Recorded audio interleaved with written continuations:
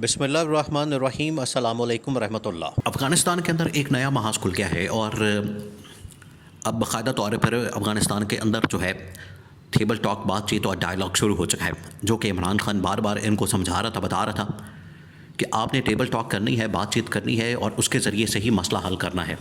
अगर आप इस तरह से करेंगे कि आपने लड़ाई करनी है, आपने उनके साथ जंग करनी है, आपने उनके खिलाफ कोई ऑपरेशन करना है, उनके ऊपर इल्ज़ामात लगाने हैं, प्रोपेगेंडा करना है, तो ये मसले का हल नहीं, ये मज़ीद मसले को ख़राब कर देगा, बिगाड़ देगा और मसले को उलझा देगा।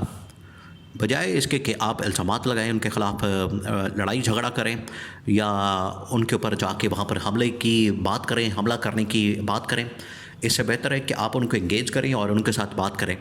लेकिन ये इंगेजमेंट की पॉलिसी कहाँ से आई?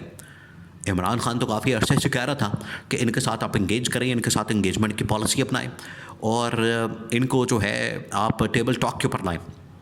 लेकिन अचानक से गवर्नमेंट तो खैर किसी खाते में नहीं आती, इस्टेब्लिशमेंट की जानिब से अपना नुमाइंदा जो है वो अफ़गानिस्तान के अंदर भेज दिया गया। ये अचानक से किस तरह से हुआ, देखिए इसकी बैकग्राउंड ये है और ये बड़ा ज़बरदस्त सीन हुआ है।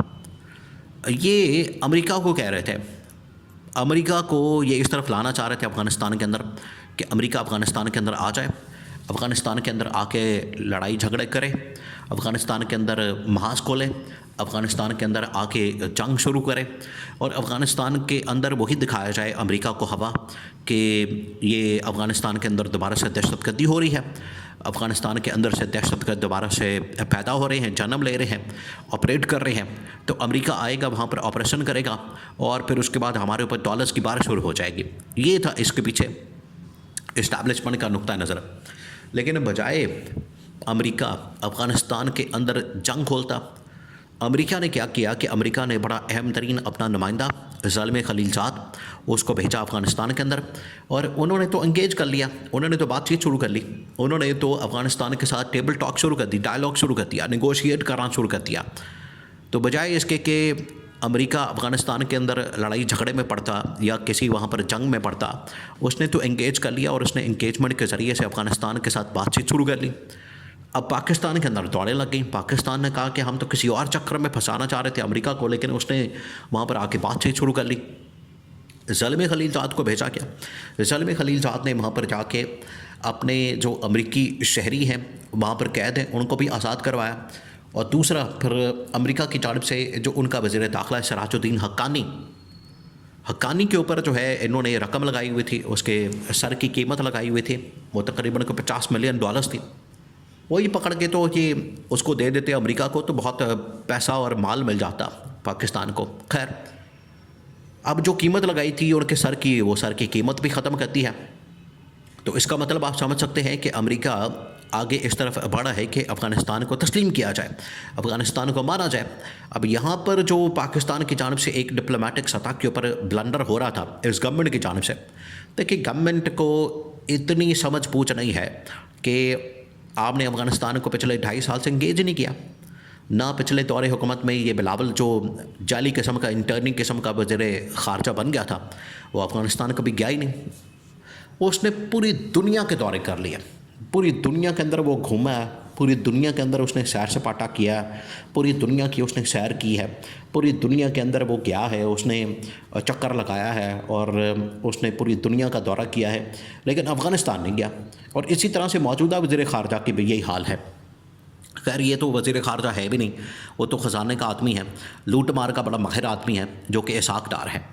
ये भी कभी नहीं गया अफ़गानिस्तान। अब अफ़गानिस्तान के साथ फटा शुरू हो गया, चलें ये नहीं जा रहा तो वज़ीर दिफ़ा को भेज देते हैं, अब इनका बड़ा करीबी दोस्त मोहसिन नकवी को भेज देते हैं, लेकिन कोई नहीं गया।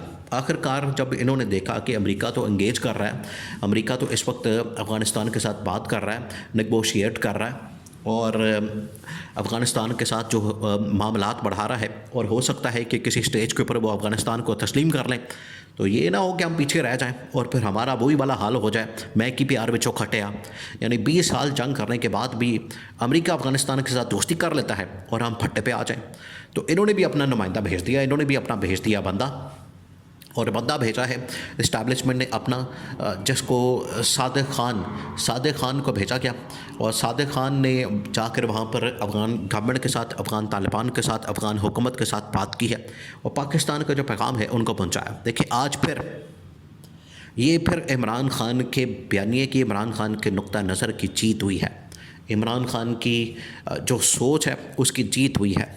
इमरान खान इनको बार बार कह रहा था कि आप पाकिस्तान को चाहिए कि अफ़गानिस्तान के साथ इंगेज करें, पाकिस्तान के साथ मामलात को हल करें, पाकिस्तान के साथ जो है इस हवाले से बात करें, उनके साथ टेबल टॉक करें। बजाय इसके कि टेबल टॉक करने के आप उनको धमकियां लगा रहे हैं।